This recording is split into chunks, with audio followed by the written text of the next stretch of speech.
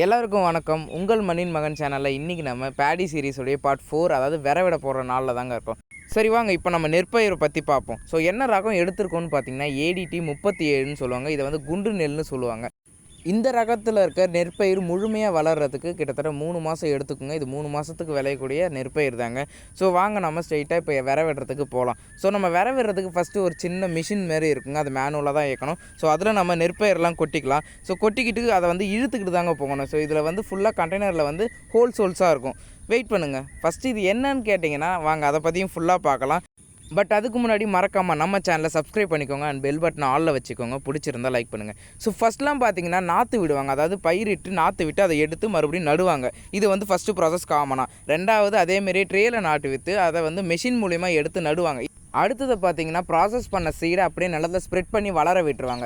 So அதே process தான் நம்ம ஒரு மேனுவலாக செயல்படுத்தக்கூடிய ஒரு சின்ன மிஷினை வச்சு பண்ண போகிறோம். இப்படி சீடை ஸ்ட்ரெயிட்டாக வந்து நிலத்தில் ஸ்ப்ரெட் பண்ணுறது மூலிமா நமக்கு என்னென்ன அட்வான்டேஜ்னு பார்த்தீங்கன்னா, ஃபஸ்ட்டு நம்ம நாற்றை விட்டு அதுக்கப்புறம் மறுபடியும் அதை எடுத்து நடுறது பார்த்தீங்களா, அந்த ப்ராசஸையும் அதில் செலவாகக்கூடிய மணியையும் நம்மளால் கொஞ்சம் சேவ் பண்ண முடியும். பட் இதில் வந்து ரிஸ்க்குமே அதிகங்க. ஏன்னு கேட்டிங்கன்னா, நம்ம சீடை ஸ்ட்ரெயிட்டாக நிலத்தில் விடுறதுனால அதில் வந்து கொஞ்சம் ரொம்பவே பாதுகாப்பாக இருக்கணும். அப்படி என்ன பண்ணணும்னு கேட்டிங்கன்னா, இப்போ மழை வந்துருச்சுன்னு வச்சுக்கிங்களேன், சீடு வந்து சின்னதாக அப்படியே க்ரோத் ஆகும் பார்த்தீங்களா. அப்படி இருக்க க்ரோத் அப்போ மழை வந்துருச்சிங்கன்னா சீடு ஃபுல்லாகவே ஒரு மாதிரி தண்ணியில் அடிச்சுக்கிட்டு போயிடும். இல்லை மண் மூடிடுச்சுன்னா அது வளராமல் ஆகிடும். ஸோ இதில் ரிஸ்க்குமே கொஞ்சம் அதிகம் பார்த்து தாங்க பண்ணணும். சரி வாங்க இதை பற்றி பார்ப்போம். இப்போ இந்த மிஷினில் என்ன இருக்குன்னு பார்த்தீங்கன்னா, ஒரு செட் ஆஃப் கண்டெய்னர்ஸ் இருக்குங்க. ஒரு 5-6 கண்டெய்னர்ஸ் இருக்கும். அதில் ஓரத்தில் பார்த்தீங்கன்னா ஹோல்ஸ் இருக்கும். ஸோ ஃபஸ்ட்டு நெல்லெல்லாம் நம்ம அதில் ஃபில் பண்ணிக்கிட்டு அதில் வந்து ஃபுல்லாக மூடிட்டு அந்த ஹோல்ஸ் இருக்கும் பார்த்தீங்களா, அது வழியாக தான் நெல் வெளியே வரும். ஸோ அதை நம்ம இழுத்துக்கிட்டு போகிறப்ப அந்த கண்டெய்னர் எல்லாமே ரொட்டேட் ஆகும். அப்படி ரொட்டேட் ஆகிறப்ப கொஞ்சம் கொஞ்சமாக அந்த ஹோல்ஸ் வழியாக அந்த சீட்ஸ் வந்து கரெக்டாக அந்த லேண்டில் வந்து கொஞ்சம் கொஞ்சமாக விழும். அப்படி விழுற மூலியமாக தான் இந்த ப்ராசஸ் வந்து ஒர்க் ஆகும். ஸோ இது எதனாலன்னு பார்த்தீங்கன்னா, இப்போ ஸ்ப்ரெட் பண்ணணும்னு வச்சிங்களேன், அன்னியவனா அப்படியே ஸ்ப்ரெட் ஆகிடும்.